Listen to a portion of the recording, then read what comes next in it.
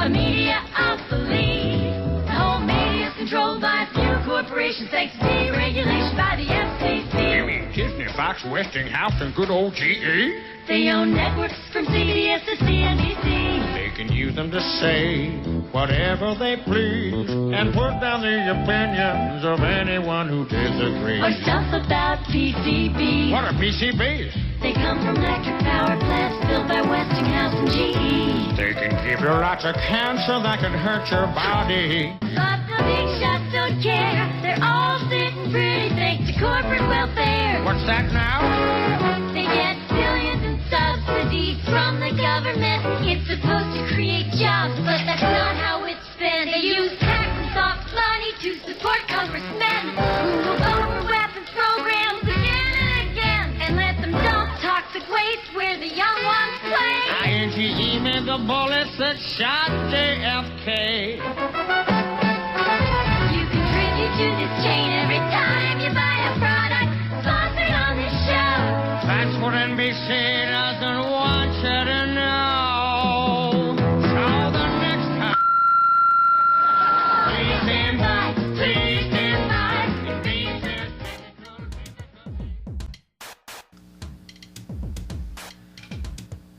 And for those of you who are unaware of this one world government and one world religion, I challenge you to do an internet search on the New World Order. You will be overwhelmed by the amount of people trying to get the word out to the masses. This exemplifies the findings that 87% of the population formulates their belief structure according to other people's ideas. Only 13% formulate their beliefs on logic and evaluation. And sadly, the two greatest factors that lead to the ignorance of the public are as follows. You support the mission from here? How brave you are! Real careful as you march towards that Capitol building. Be real careful for who you think is in there waiting to help you. Be real careful.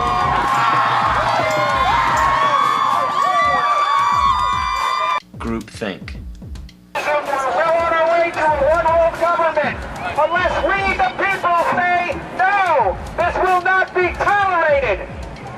It is a term to describe a group unwilling to look beyond the overall consensus of the herd.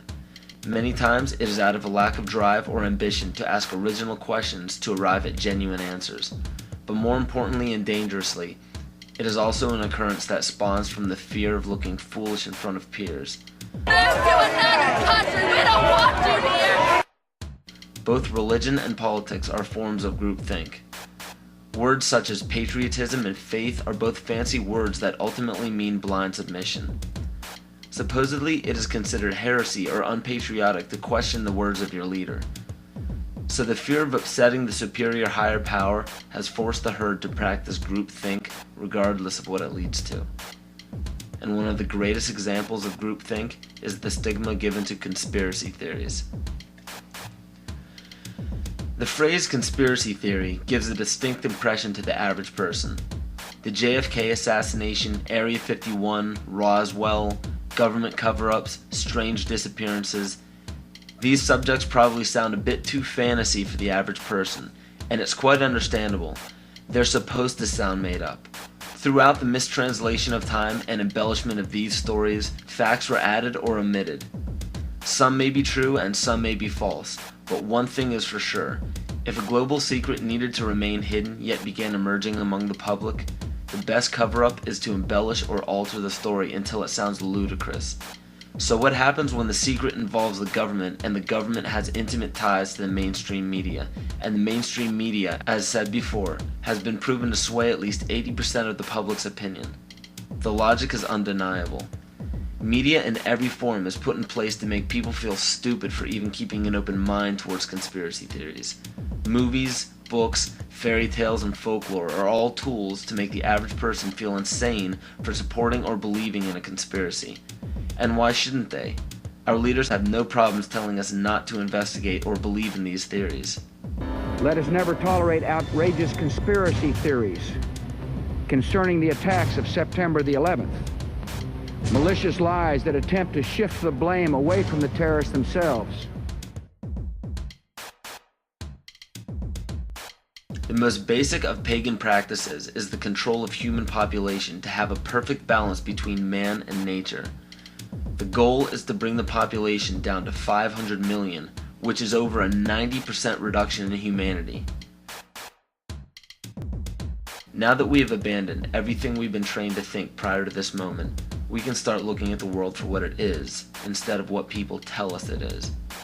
Open your eyes today as if you've never seen the world before, and you will begin to notice that the goal of population reduction is everywhere around us.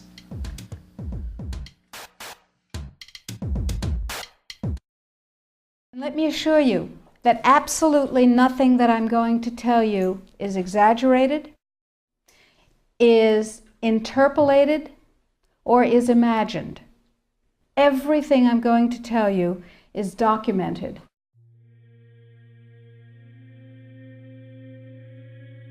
He who controls food controls the world.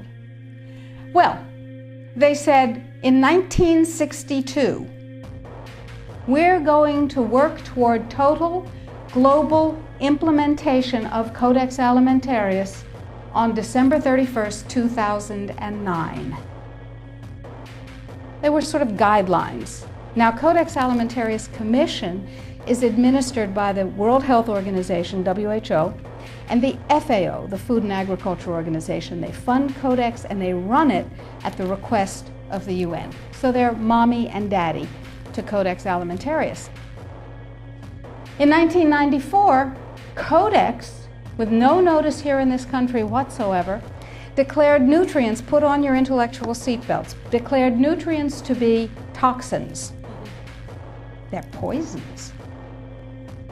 Under Codex, every dairy cow on the planet must be treated with Monsanto's recombinant bovine growth hormone. Furthermore, under Codex, every animal used for food on the planet must be treated with subclinical antibiotics and must be treated with exogenous growth hormones.